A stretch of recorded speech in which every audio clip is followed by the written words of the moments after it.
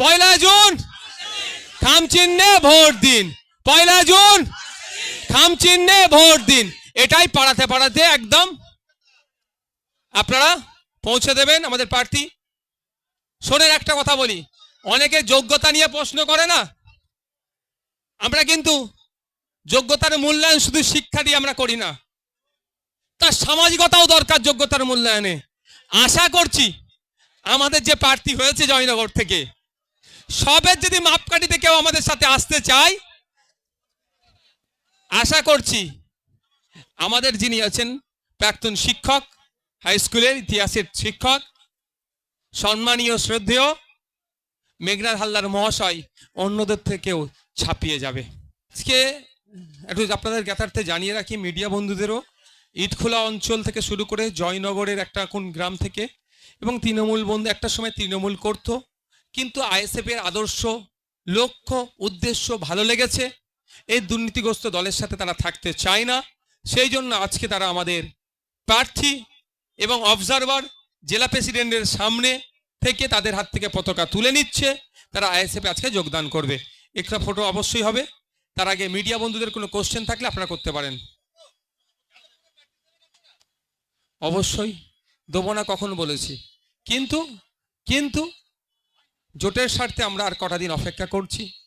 জোট ধর্ম পালন করার জন্য আমরা আমাদের সর্বোচ্চ স্যাক্রিফাইস করার চেষ্টা করছি, কারণ আমরা আপনারা জানেন ইতিপূর্বে আমরা 8টা জায়গায় প্রার্থী ঘোষণা করেছি, আর বেশ কিছু জায়গায় প্রার্থী ঘোষণা করার মনস্থির করেছি, কিন্তু আমরা চাইছি বিজেপি তৃণমূলের বিরুদ্ধে একটা ভোটও না অন্য জায়গায় যায়, একটা ভোটও না বিজেপি তৃণমূল পায়। সেই জন্য যত বেশি ভোট আইএসএফ তথা ওই সংযুক্ত মোর্চা বা জোটের কাছে থাকে, তার জন্য আমরা লড়াই করছি, তার জন্য চেষ্টা চালাচ্ছি এখনো। যদি কোনো দল, কোনো ফ্রন্ট যদি মনে করে এটা তো আমাদের দুর্বলতা, আমাদেরকে কর্নার করতে চাই, একটা নির্দিষ্ট টাইম পর্যন্ত অপেক্ষা করছি, তারপরে আমরা প্রার্থী দেব। অবশ্যই শুধু যাদবপুর নয়, বিভিন্ন রাজ্যের আর বিভিন্ন জায়গাতেও আমাদের যেখানে ক্ষমতা আছে, যেখানে প্রার্থী দিলে বিজেপি তৃণমূলের ভোট যাবে না, বিজেপি তৃণমূলকে পরাস্ত করা যাবে, সেই সমস্ত সিটগুলিতে আমরা প্রার্থী দেব। ওটা তো রাজ্য কমিটির বিষয়, ওটা যখন ঘোষণা হবে তখন আপনারা দেখতে পাবেন।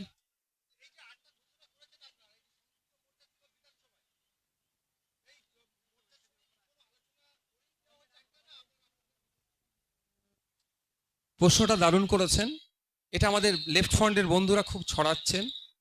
দেখুন, সর্বপ্রথম আমি গিয়েছিলাম আলিমুদ্দিন স্ট্রিটে, ওখানকার শ্রদ্ধেয় সম্মানীয় বিমান বসু মহাশয় স্যারের সাথে কথা বলেছিলাম, একাধিকবার আমাদের দলের নেতৃত্বদেরকে পাঠিয়েছিলাম, কিন্তু 2-3 পর্যন্ত সীমাবদ্ধ ছিল। তারপরে পরেই খবর পেলাম লেফটের পক্ষ থেকে আমাদের সাথে সেই মতো আলোচনা না করেই তারা তাদের প্রার্থী ঘোষণা করবে। তার পূর্বে আমরা আমাদের কোথায় কোথায় 8 জায়গায় কন্টেস্ট করতে চাইছি, সেই 8 জায়গার নামটা আমরা পাবলিক ডোমিনে দিয়েছিলাম। তারপরেই লেফটের পক্ষ থেকে তাদের প্রার্থী কোথায় কোথায় দেবেন সে নাম ঘোষণা এবং প্রার্থীর নাম ঘোষণা করেছে। সুতরাং তারপরে আমরা স্বতন্ত্র পার্টি হিসাবে, আমি তো লেফট ফ্রন্টের একটা সহযোগী দল নয়, আমাদের স্বতন্ত্রতা আছে, আমরা আমাদের 8টা দিয়েছি।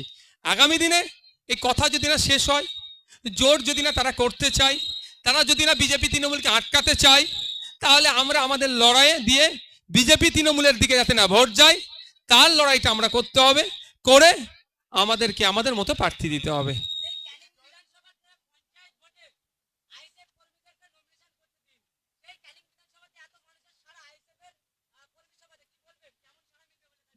পঞ্চায়েত নির্বাচনে ভোটের নামে প্রহসন হয়েছে, গুন্ডামস্তানকে কাজে লাগিয়ে, এই শাহজাহান শেখেদের গুন্ডাদেরকে কাজে নিয়ে লাগিয়ে শওকত মোল্লা সাহেবদের নেতৃত্বে ভাঙড়, ক্যানিং পূর্ব, ক্যানিং পশ্চিম থেকে শুরু করে অত্র অঞ্চলে আইএসএফকে দাঁড়াতে দেয়নি। পুলিশের কাছ থেকে যে আশা করেছিলাম বা স্টেট ইলেকশন কমিশনের কাছ থেকে যে আশা করেছিলাম, সেই আশায় ব্যর্থ হয়েছে। তারা আমাদেরকে প্রোটেকশন দিতে আমরা পারিনি। ইভেন হাইকোর্টের অর্ডারও তারা মান্যতা দেয়নি। হাইকোর্টের অর্ডার ছিল এতজন মানুষকে নিয়ে গিয়ে পুলিশ স্কট করে নমিনেশন করাবে, তাদেরকে আবার নিরাপদে পৌঁছে দেবে, সেটাও তারা ব্যর্থ হয়েছে। তার লড়াইয়ে তো আমরা আছি। তবে এই জনগণ কর্মীদেরকে দেখে আপনারা ভালো করেই বুঝতে পারছেন যে আইএসএফ এর যে মাটি তৈরি হয়েছে পশ্চিমবাংলাতে, শক্ত মাটি। হয়তো একটা নির্বাচনে কন্টেস্ট করা থেকে এদেরকে বিরত রেখেছিল, কিন্তু পরের নির্বাচনে এরা মাটি ফুটে বেরিয়ে উঠে এসছে।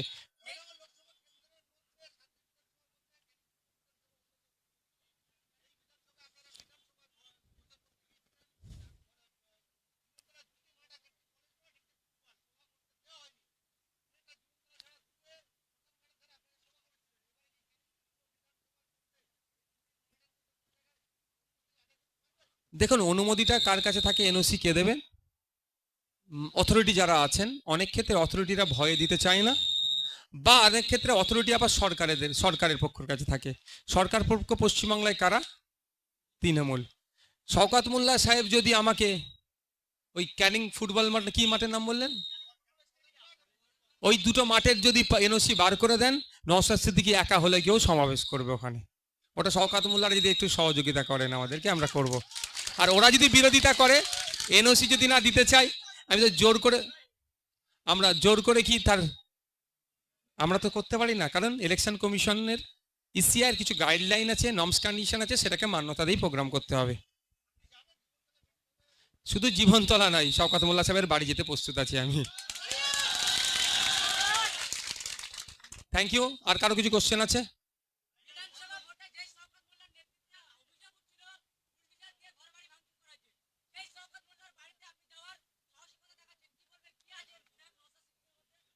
দেখুন, ব্যাপারটা হচ্ছে গণতন্ত্রেতে বিশ্বাসী। শওকত মোল্লা অন্যায় কাজ করলে আমাকে অন্যায় কাজ করে জবাব দিতে হবে এটা নয়, বরঞ্চ তাকে গিয়ে এটা বুঝিয়ে আসবো যে অনৈতিক কাজগুলো করছো। দেখো শাহজাহান শেখের অবস্থা, উনি তো একটা দ্বীপের সম্রাট ছিল, সেই সম্রাটকে আজকে এডিসিবিআইয়ের ভাত খেতে হচ্ছে। আপনি তো একটা ছোট চুনোপুটি, আপনি সতর্ক হয়ে যান, নাহলে আপনার অবস্থা এরকম হবে, এটা বলে আসবো।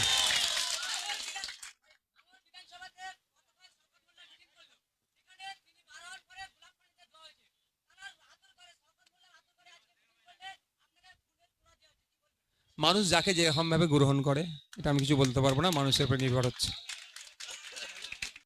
সকলে ভালো থাকবেন, আপনারা এখান থেকে বিদায় নিন। আমরা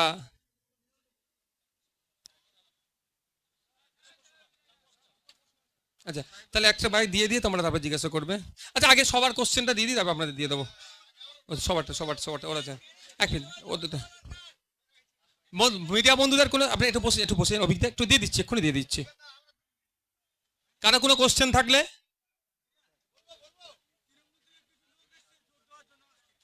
কেন দাঁড়াও না, আজ